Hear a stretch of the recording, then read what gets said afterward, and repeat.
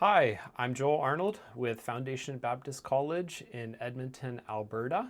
We exist to train future pastors and strengthen members of local churches for God's glory. And that extends to what we're seeking to do in this course. We're studying elementary Greek using Plummer and Merkel's beginning with New Testament Greek, coming up this time to chapter 18, Aorist participles. Now, I had already set us up in the previous lecture for present participles, and present participles can be intimidating to people, or I should say participles in general, and that's, the recognition that there are a lot of forms to learn. You look down that chart and it can be overwhelming, and of course this doesn't even represent everything. These are only the active participles. You still have to get the present middle passives, the aorist middles and passives, perfect middle passives. Who can learn all these forms? But what we talked about last time was, well, if you actually get into the information, these are following this kind of pattern, which I have admittedly really tried to simplify and boil down, but this format of what declension does a masculine, feminine, and neuter participle follow, and then what infix do I need to have? I stick that in the center. This is my masculine nominative, my nominative singular form.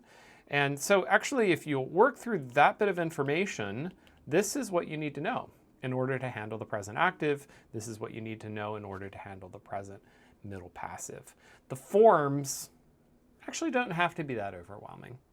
And I'll do a similar thing now if we want to consider the aorist. So I'll give you first the aorist forms. I'll let you look them over, see if you notice some patterns with the aorists. And at that point, then the question goes, well, can you pick up anything here that maybe would help you representatively figure out what patterns you're going to be looking for underneath the aorist? Okay, so if these are my forms for the aorist, I'll start out with the active. What can you pick up there? Take a look at it.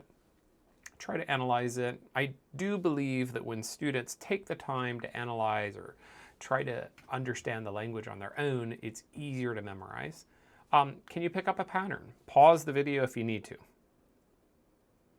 So what you would get here is, for starters, I've got my stem, right? I've got lu, lu, lu, all the way down. That bit of it, hopefully, I think that could be immediately recognizable. I should be able to look at endings and see I've got os, e, a, I've got s, un, c, os.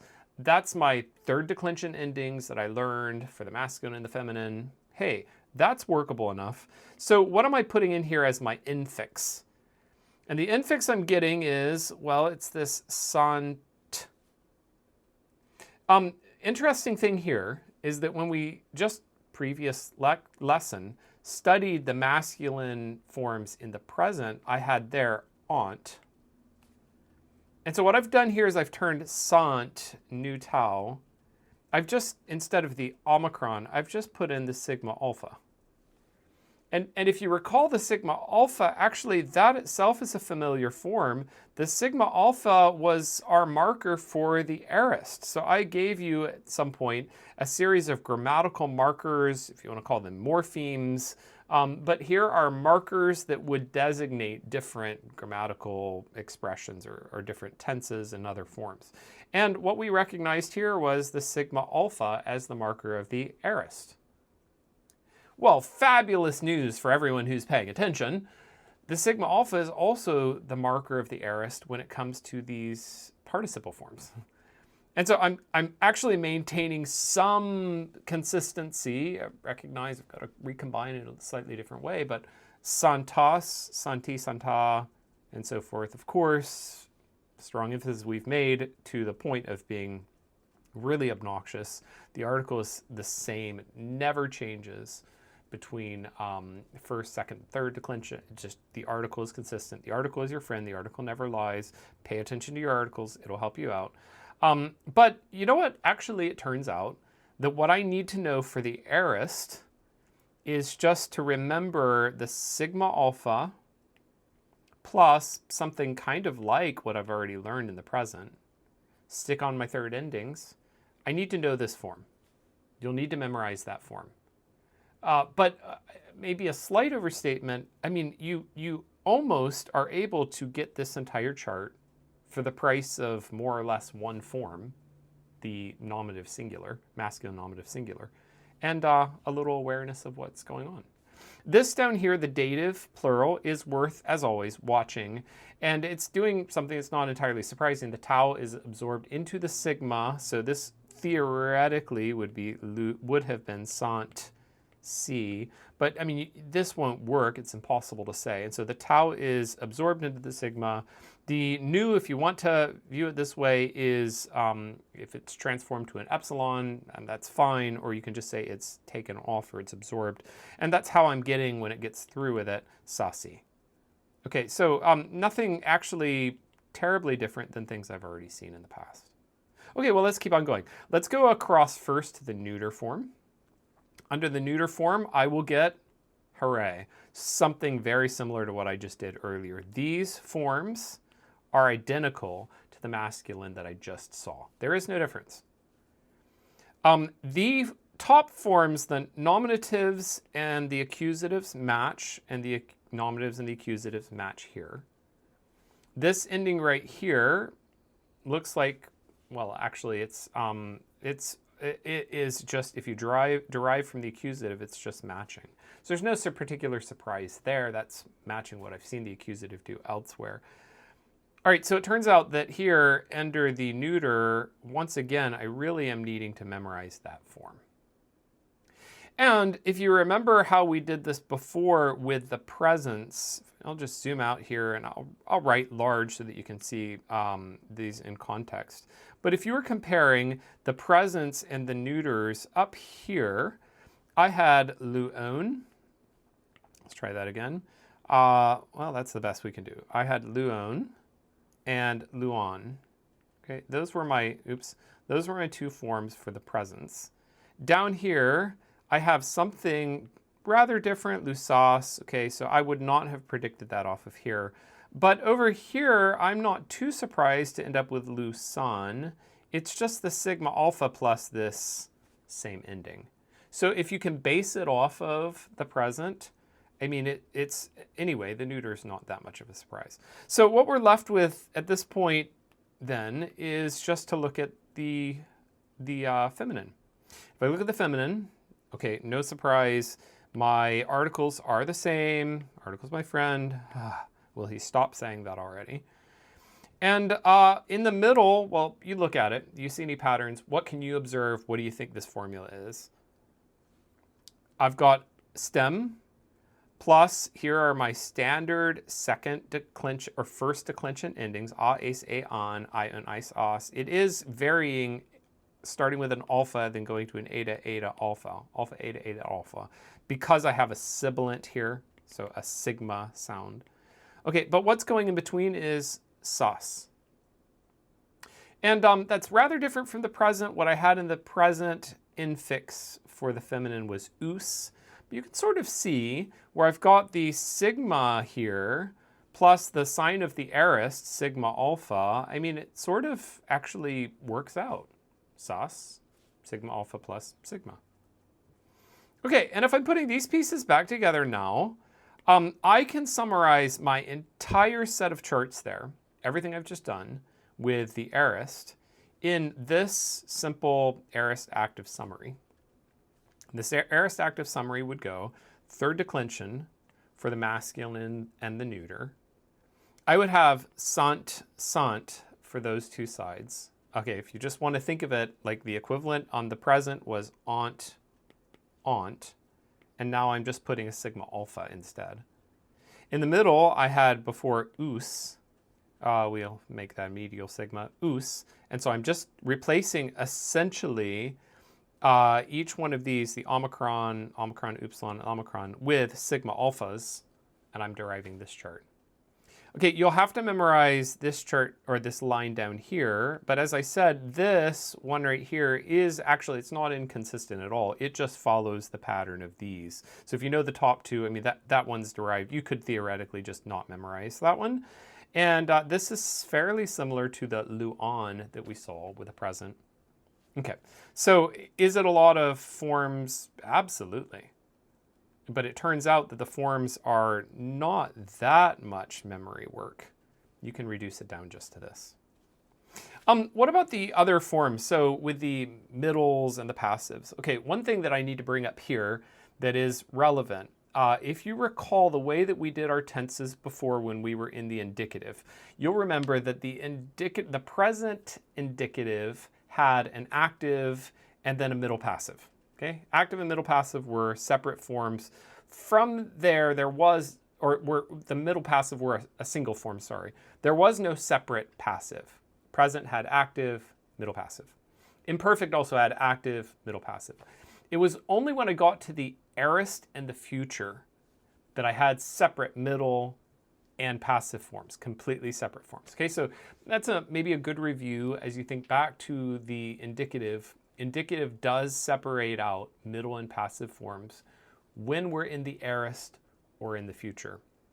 Well, when I come here to the participles, that's no exception. There's no exception here. Under the aorist, I do have separate middle and passive forms. Meanwhile, under the present and under the perfect, I just have one. I have a single middle passive form. And so put that all together. In the present, you're going to learn two forms, active, middle passive. In the perfect, you also learn two forms, active, middle passive. It's in the aorist, only in the aorist, where you'll have three forms, active, middle, passive, separately. Okay, so let me show you then the aorist middles, and let's just look down how these work. Good news, you'll find that they're not terribly memory intensive. So my aorist middles will go, well, here's first the aorist middle masculine, lusamenos, lusamenos, lusamenu, lusameno, lusamenon, etc. How does this work? How this works out is I've just got a stem, lu, plus sigma alpha infix and the men. Now, if you remember what this was in the present, it was amen. In the present, we did amen. So the difference is that here I'm doing sigma alpha instead of the omicron. That's a bit of a rule or a bit of a pattern for the aorists that we're doing so far. There, you can see where they're related to the presents, and I'm just replacing in sigma alphas in a lot of these spots. And then finally on the endings, I'm just doing my standard second declension endings. Osuoan, oion, oisus. Okay, that would take me through the masculines, and even better news is that the same pattern happens in the feminine, same pattern happens in well, it looks like I accidentally copied the feminine twice. But the neuter would look like this with the masculine, and the difference would be that we would have up here an on, lusamenon, and over here we would have lusamena and lusamena, okay? Those are patterns that we've seen before. I think none of this should surprise you. On, on, on, ois, a. It does exactly what you would expect to do. Okay, so I could summarize out now the neuter the middle, and I can put that into a simple, like, quick summary chart. Here is the aorist middle participle, and, you should be seeing 2-1-2. So masculine uses the second declension, feminine first, neuter uses second declension. Straightforward enough. Good news, samen all the way across. And I've got this line here for courtesy or consistency, but you could actually just cut it off, because that line right there, there's nothing exceptional, there's nothing weird, there's nothing unexpected. I mean, actually, if you know that chart that I just put up there and you follow it, it's exactly what you would expect to get. Okay, that takes me out to the aorist passive. The aorist passive is back to a third declension ending, which means there's a bit more memory for those because you have to learn those nominative singulars. Just take a look here. This is the masculine, aorist passive masculine participle. What do you see? What do you pick up here? Well, do you remember that when we learned the aorist passive, I gave you another grammatical marker. I said, learn the passive marker is a theta, eta. I did say it like that. The future used a theta, eta, sigma, and that's because the sigma is the sign of the future. So the theta, eta itself could be in the future passive or in the aorist passive theta, eta format. One difference is that eta back there is in its lengthened form. It's not unrelated to what's happening here, theta epsilon. In fact, in the unlengthened form, in the non-indicative form, you will encounter the theta again when we get out to the imperatives and the subjunctives. This theta epsilon for an aorist passive is a bit of another thread, theta eta, theta epsilon. And that fits now. Okay, so I can go down here. I have a stem, lu, plus theta epsilon, there's an infix. And what follows beyond that? Well, I've got this ent, which reminds me of aunt that I learned back with the present. Okay, so the nu tau pattern is a thing we're picking up repeatedly. In this case, it's combined with the theta epsilon instead of, in the present, aunt, in the aorist active, sant, sigma alpha nu tau. Here, theta epsilon nu tau. Hey, it's a pattern, though, that I'm picking up in the actives and in the aorist passive. I'm not surprised right here that something exceptional happens, and it's the morphological rules that we've seen a bunch of times now. The tau folds into the sigma, the nu turns into an epsilon. Those two epsilons together contract into an epsilon iota. That fits things that we saw when we learned contract verbs. So as long as you're not thrown off by that, you'll be okay. And when I get done with it, then the form that you need to memorize is that first form, luthes. Okay, the nominative singular, as we've done a couple of times. And I can go ahead, I'll skip to the neuter. The neuter will be very similar to what we just said. You will have to memorize separately the the nominative form of the aorist passive neuter. And the nominative will match in the accusative. We've seen that a bunch of times. I'm not surprised to see that the nominative over here matches with the accusative. We've seen that a bunch of times. What stands in the middle, all of this right here, is identical to the masculine. We've seen that a bunch of times. Okay, so really, since this follows the proper ending that I expected already, the only form that I'm needing to memorize is that form. And to take us back then to my simplified chart, I'm sorry, I'm getting ahead of myself. Let's just look at the feminine really quickly, and then we'll go back to our simplified summary chart. But our feminine form here, then, I've got the theta eta, or theta epsilon, stem plus theta epsilon. In the present, I had us. In the aorist, I had sas. Here I have theta epsilon and a sigma. Okay, now what's happening underneath morphologically is, again, we're getting some combinations where I end up with two epsilons and those together forming a theta epsilon iota. In any case, then you can derive that morphologically, or you can just memorize it. I'll show you the chart in a moment. But thes would be your infix, and I'm just putting on a, ace, a, on, ion, ice, os, familiar forms, things that we've seen before. Okay, so my helpful summary chart, at least I hope it's helpful, is that I can put all of this together into, again, a 3-1-3 pattern. And it looks like I'm going to make some changes to the chart, and I've just found an error on it. This should say, well, you're an experienced student now, you know how to correct this kind of thing. This should say third declension. This is a first declension, that's correct. This is a third declension, okay? But with those corrections then, I run down the middle part. I've got thent, thes, thent. Those are my infixes, luthes, luthesa, and luthen. I've got forms that I can use for my aorist passive. This is not too dissimilar, or it's at least related to what I had over here with the aorist active. I can see like lusas, luthes, lusan, luthen. There are enough echoes that I'm not surprised by some of these dynamics. Okay, once again, knowing just the frame of that, which I think now that you have learned the present, working on the aorist, you make a couple of changes, get some details, you discover that putting it all together and memorizing the entire massive aorist participles chart, of which I acknowledge this still does not represent it because it's only the actives. Yeah. But you've still already been able to memorize, without a ton of effort, these entire first two sections. And that's exciting. Aorist participles, participles in general, it should be doable. This can be conquered. It can be survived. Which takes me out. I want to spend a little bit more time now because we have a little more space. We were able to get our heads wrapped around some things. Spend a little bit of space talking about the way that participles are going to work within the New Testament, and even understanding a little bit better how to translate them.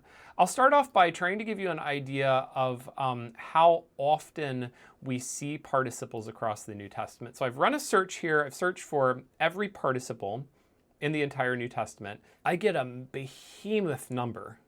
I have 6,658 instances of the participle across the entire New Testament. That's immense. But I could go past that. We could do a little bit more analysis, and we could start looking at where those participles appear across the New Testament. The chart I'm putting up here is, in this case, this is a breakdown per 1,000 words. So 1,000 words of text, how many participles will you find within that text? And I'll end up with a good spread. It is to say that the participles are not limited to one section of Scripture. If I want to go instead to just the raw numbers of participles instead of like an average per 1,000 words, if we just want to do total hits, as in how many participles are there altogether,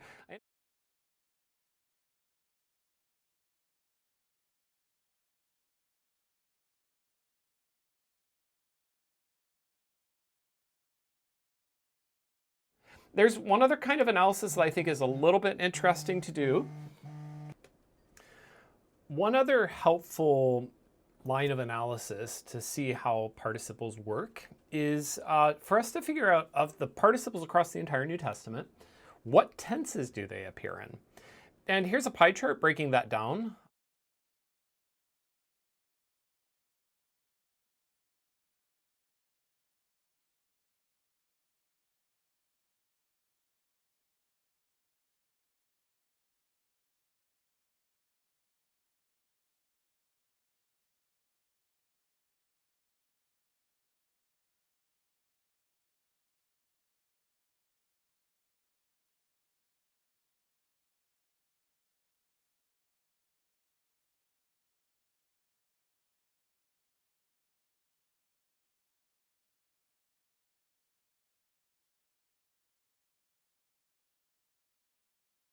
What's going on? And this is where I do want to branch a little bit more into, or dig a little bit more into, the way that participles work with the tenses. The tense distribution, we are, at least for our purposes here, only going to learn 3 tenses. We're going to learn the present, the aorist, and the perfect for participles. That goes back to something that we've talked about a long time ago in the past, and that is this grid, or this matrix, for thinking about tense, what it is, what it does, what it's for. That grid would represent time and aspect as the 2 components that make or constitute a tense. That time would be past, present, or future. That aspect would either be simple, linear, or completed if you're using the framing that Plummer is using, simple as perfective, linear as imperfective, and completed as stative. Okay, and it's the combination of those 2 things that we typically think of as tense. So when I talked to you before about tense, I talked about time and aspect together. And then as we learned each one of the individual tenses, we learned both of those 2 components, so that we learned the present has present time, but linear aspect. We talked about the future having future time and a simple aspect, not really specified. With the imperfect, past time linear, aorist, past time simple, and perfect, past time completed. Okay, now here's the big conceptual change for how I would ask you to think about tenses. That is, you've learned these others as indicatives. And as indicatives, the time is really important. Okay, that now comes to an end.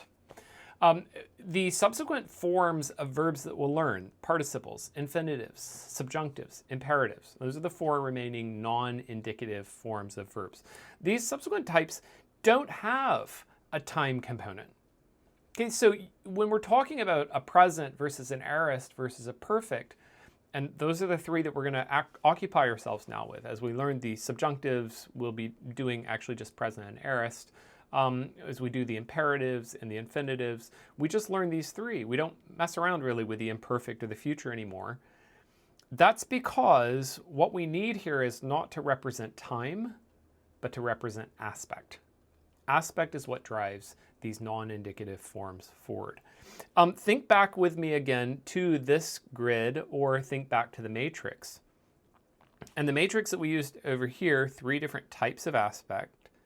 Okay, similarly over here, if we were going to break down the present is linear, the aorist is simple, the perfect is completed.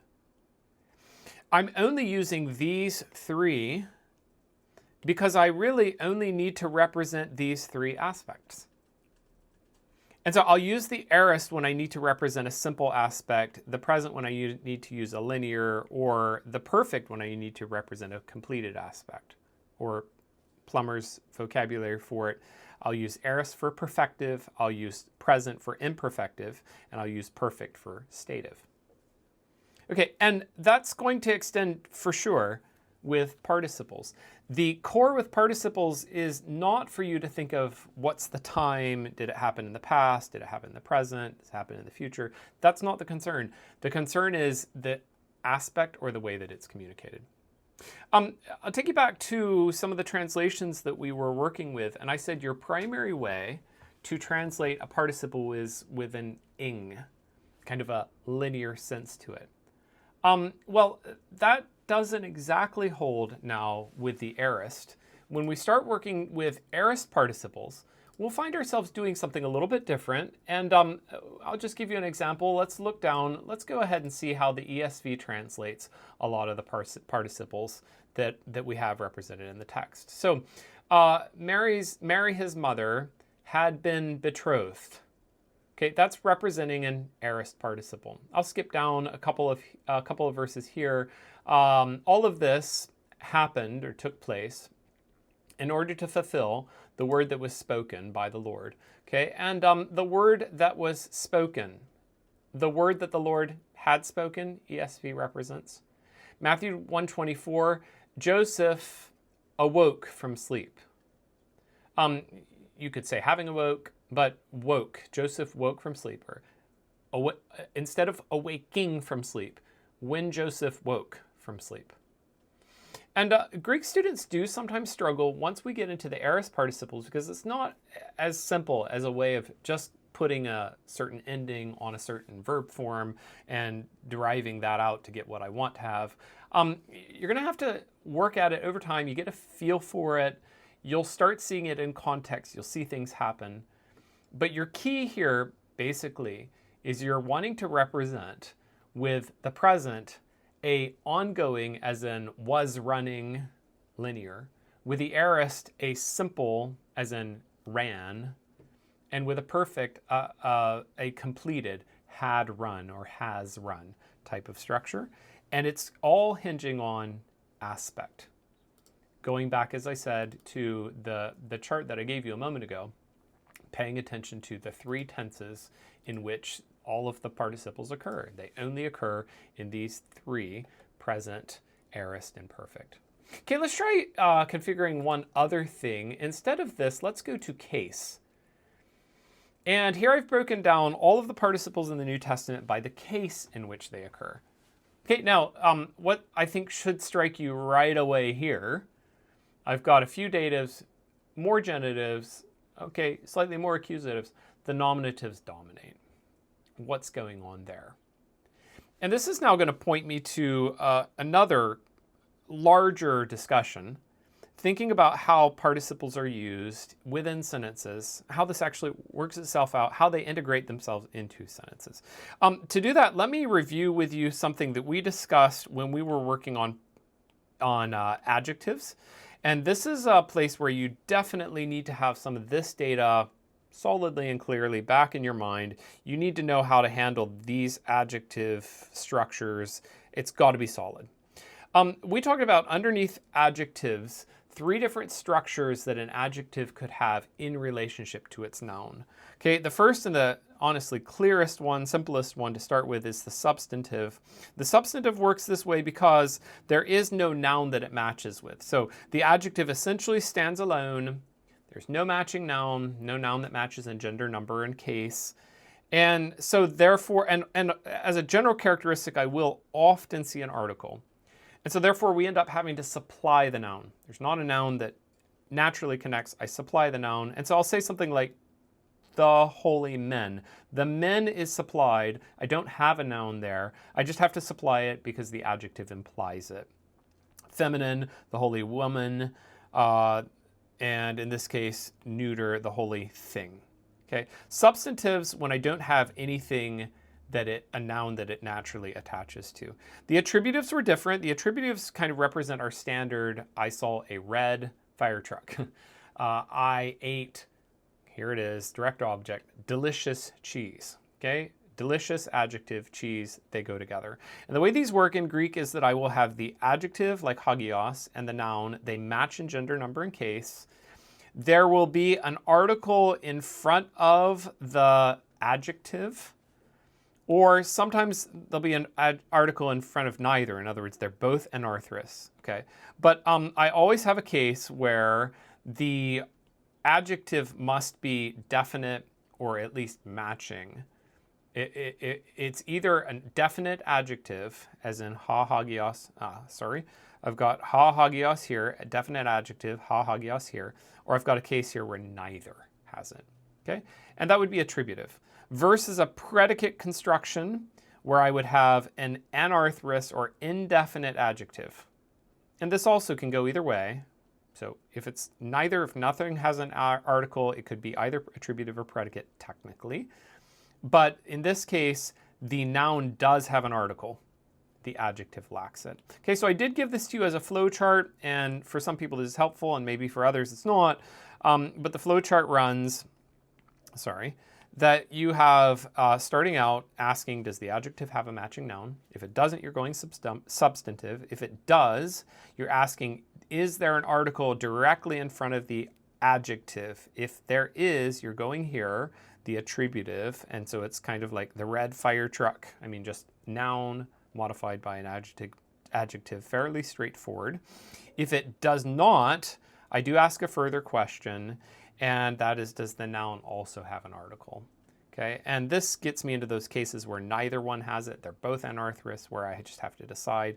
But if I have a noun with an article and an adjective that lacks it, it's a clear one, it's predicate. Your idea of predicate is I need to insert an is, or it's a construction with an is type relationship.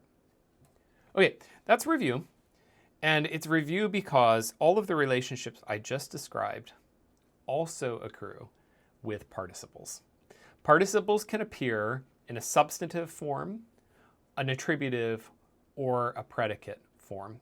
And why would I do that? Well, because one of the big ideas that I repeated to you a bunch of times last lecture are, and one of the ideas that you've got to remember, participles are, well, here, please don't forget it, verbal adjectives.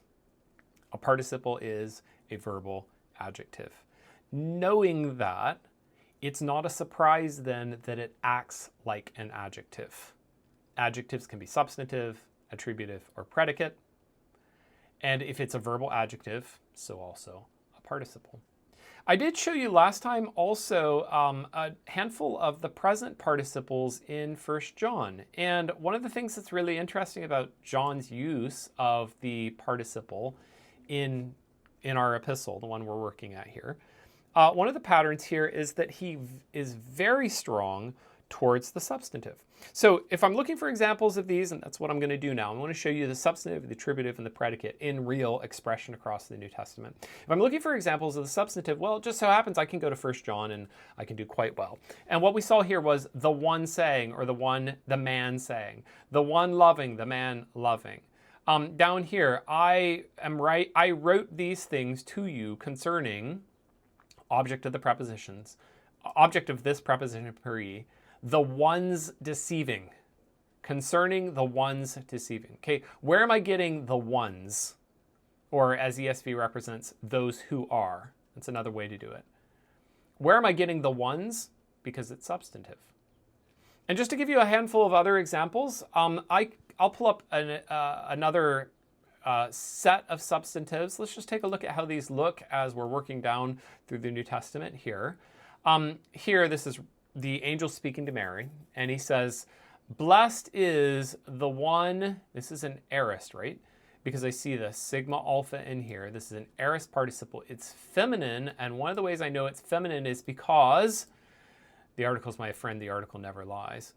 Blessed is the one who believed that a fulfillment would be to the things spoken to her from the Lord.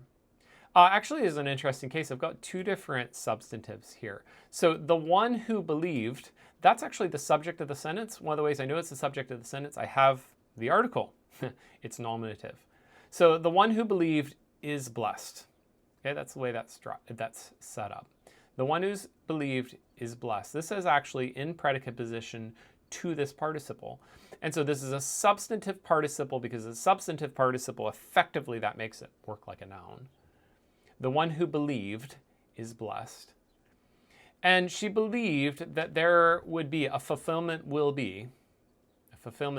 exist or come into being to the, and I've got to fill these in. Well, I can't know if that's masculine or neuter without some context because that form is identical in both of them.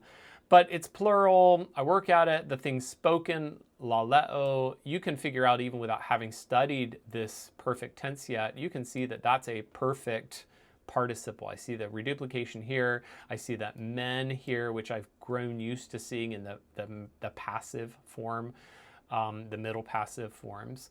So the things that were spoken to her. And I will fill that in. It's neuter, the things. It's a substantive. I fill in the neuter and I supply the noun. Similarly down here, this is the will of, okay, I look at this, I don't see a matching noun. It stands alone. Of the one who sent me. And this is also an aorist. I've got the sigma alpha inside. It's pempo plus sigma alpha. The sigma and the p go together, pemps. Sigma alpha, aunt. Okay, all of that fits things that we've talked about. The one who sent me, the one is supplied because it's a substantive. And this is handy because it's a genitive example. Here's one more example. This is 1 Timothy 6, verse 15. So the one who's blessed, the only sovereign, the king, this is beautiful, but the king of, now, ESV will interpret this out as kings, but it's a little bit more. It's actually a participle, and it's from the verb basiluo, and it's a participle, aunt. It's a participle, so it has kind of the sense of like a verbal feel to it. The king of the ones reigning. The Lord of, kurios also can come in verb form, and that's exactly what happened here. The Lord of the ones lording. Now, we don't use that as a verb, and so it sounds odd. So we'd probably do something like reigning or exercising authority. The king of the ones reigning, the Lord of the ones lording. And both of those, again, are substantive, the ones who. That's a substantive rendering. Okay, if I'm then putting myself back into our framework for adjectives, our first form was substantive, our second form was attributive. Let's just briefly review what attributive was again. Attributive is that form where I would be something like simplified form. I saw a red fire truck. Okay, I'm just putting together a noun and an adjective, and the adjective describes the noun. Okay, this is the structure. I'm normally expecting the adjective to also have an article on it. Well, let's try that. Do I have cases in the New Testament, or what would it look like if I'm going to see an attributive case in the New Testament? And I'll give you 3 examples here that I also think are interesting to look at. Then Herod summoned the wise men. In this case, I'm seeing a form that is actually something we'll anticipate in a bit. This is more of a predicate construction. It's the second participle we're going for. He called the wise men secretly to, and he inquired of them about the time of the appearing of the star. Okay, and this is a genitive participle. This is a noun. Okay, the star appeared. The appearing of the star, or the two of these together, the star appearance. Okay, this is, remember, functioning like the adjective. This is the noun. the adjective applies to the noun, and since it has the article, we'll do attributive. So red fire truck, an appearing star, a visible star, the time of the star's appearance. Okay, similarly down here, this is talking about the water of life, or the living water. Where did you get that living water? And I've got here a noun, water, the living. It matches in gender, number, and case. The way you can know that is you see the article. The article marks that well. And those two together, well, I've just got an adjective modifying a noun, and it's functioning, red fire truck construction. It's functioning that way. Okay, finally down here, the Messiah is coming, the one called Christ. The one called Christ, this right here, an adjective, a verbal adjective, a participle. This is the article, so it's telling me that it's nominative singular, and Christos is nominative singular. Okay, so this just applies to that. It's just attributive. It's red fire truck. It's an adjective that applies to a noun. Okay, and when I put that together, then you should be able to recognize an attributive structure when you have the article in front of the participle. That's your key. Okay, here's the one that's maybe a little more challenging, or the one that's possibly the most non-intuitive. Takes a little time to get your head around it. And that's when we get to the predicate. Okay, the predicate position works that way because I have a participle without an article in front of it. Okay, so in my first case here, I've got an attributive here, the crowds, the ones going in front of him, and the ones going or following. Okay, this is attributive. I know that because I've got an article and it matches this article. I've got an article here, it matches this article. Okay, so crowds has an article, so does the participle attributive. But this one lacks it. They were crying out, saying, Hosanna to the Son of David. The one coming is blessed. Blessed be the one coming in the name of the Lord. And the interesting thing here is, it's a great example because I've got an attributive participle up here. This one has the article, it's a participle, and so it's functioning as a substantive. It's a participle standing alone, and so it works like a noun, the one coming. But then it has a participle attached to it. So this is a substantive, essentially a noun. This one is a participle pointing to it without an article. That makes this one predicate position. And so I'll remember the predicate position I put in is, okay, the one coming is blessed. The one coming is blessed. The one coming in the name of the Lord is blessed. Hosanna in the highest. How about down here, Hebrews 4:12, for the word of God living. Okay, word of God, this is already a subject. It's nominative, it's definite, it has the article. I've got a noun. Okay, over here I have this participle sitting out here. It's anarthrous, no noun, it's indefinite. It is nominative. This must match with the relevant noun. And it does, it's also nominative. That's that luon spot, the nominative singular first spot. And so I insert an is because that's what predicate does. The word of God is living, powerful, sharper than any two-edged sword. And furthermore, the word of God is also cutting. Okay, this is also a participle. It also has that predicate relationship up to the word. There is no article here. So your key for identifying the predicate, lack of an article, while the main noun does have an article, they need to match in gender, number, and case. This does, os. Okay, it's predicate. I'll stick in an is. The word of God is living. The word of God is cutting, piercing. One more. If the sister or brother, this is interesting, autophos, autophe, masculine, feminine, is being, or anyway, this is an existence verb, so we can translate is. If a brother or sister is naked, well, you can hear the is. In this case, I didn't even have to supply the is. The is right there. It's specified by huparkosen. That means is, exists. So is naked. And this also functions the same way, lacking. The difference is while this one, naked, is an adjective, this one is a participle. And if you structured, or you laid this out into a structure like in a diagram, this would be your subject, right? Brother or sister. This is your verb, is. And then I have two predicate adjectives. Kind of think sort of like direct object on the other side of an is verb. Is two things, naked and lacking. This one is an adjective. This is also an adjective. Remember, participles are verbal adjectives. Illustrates it well. This one is anarthrous, no article. This one is also anarthrous, no article. And they're both in predicate position.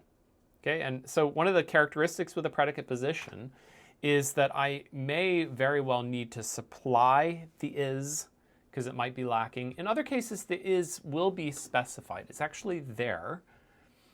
Where it is there, then I'm not surprised it's still going to be in predicate position.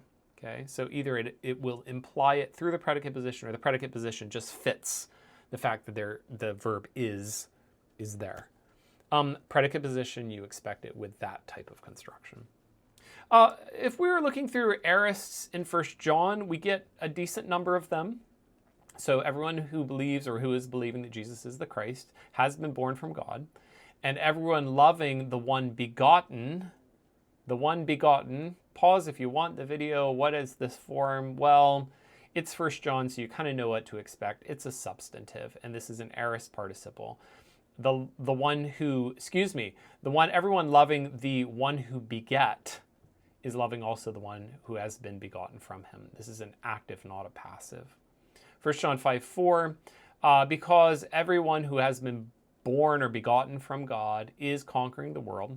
And this is the victory that overcomes, or it would be better to say that overcame. It is an aorist. This is the victory that overcame the world, our faith. This is a great one. This is an unusual case in John. Not a substantive. Look at it. It's an attributive. And I know this because I have the article in front of my participle. And this is helpful because Nike, as in Nike, the sports brand, conquering, that is matched by a cognate. It's the same, it's just the verb form, but it's an aorist. The victory that overcame. Down here, 1 John 5:6, this is the one who came through water and blood, Jesus Christ. And in this case, what I'm looking at, I've got this is the one who came matched by this. When you've got both of them definite, a pronoun is inherently definite. On the other side is a definite participle. It has the article. Then this is interchangeable. So the one who came is this, or this is he who came. Either one will do. It's functioning, you could almost think of it like a substantive, but it's not. I mean, I suppose it's on either side of this is, and it's just equating. Subject, predicate, they're both the same. Down here, 1 John 5:18, we know that everyone who has been born from God is not sinning, but the one who begat, passive, who was begotten from God is keeping him. Jesus is keeping him, and the evil is not touching him, or will not touch him. Is present, is not touching him. Okay, this is an aorist passive. I see the theta epsilon inside, and it is a substantive because I've got the article on the front of it and nothing else is matching it. I'll end out our time by showing you just two examples that are exegetically significant. Matthew 28:19 comes up a lot in discussion of participles. This is on the front end of it an aorist passive participle. Peruamai, and you can see the theta epsilon inside. This is the Great Commission. Going, therefore, make disciples of all nations. Now, people sometimes make, and it's a standard thing, and this is one of the reasons I'm glad to make the point here, people standardly go here and they'll say, aha, the main command is make disciples. Going, it's kind of a lower down priority because it's merely a participle. We'll talk about this later as we get into third semester, but this is a particular relationship between the participles. The name of it is attendant circumstance. The going actually ends up partaking of kind of the command focus of this imperative right here. So I wouldn't say that this is lower status. And I just warn you about that because as you continue to build your Greek career, you'll be tempted to say, aha, a mere participle, it's merely accessory, the main command is here. I don't think that's a good way to analyze language. It's not as though the grammatical imperative automatically has more weight than participles. Participles are not lesser status things. But the idea of it is going as part of making disciples. Going in order to make disciples. Go make disciples. Well, you have to go in order to start into that process. And this participle then is in predicate position to this command, make disciples. How do you do it? Well, going. That's how you would even begin that. Here's another example that is, I think, could have some exegetical significance. We did look at this before.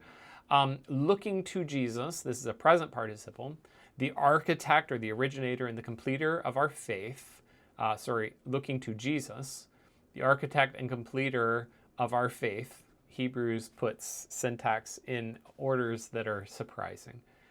Who, for or in pursuit of, on behalf of, for the sake of, who, for the sake of, the set before him joy. This is another present participle that we looked at last time. This is functioning here. It has an article, so it's functioning as attributive. Okay, the set before him joy. It's describing the joy. He endured the cross, despising the shame. This is the shame. This is the looking down, despising. He endured the cross, despising the shame. Look at the structure of it. There is no article here. And so this is functioning in predicate position, or really what it's doing is adverbial. So adverbial back to this remaining. He remained despising the shame and is seated at the right hand of God.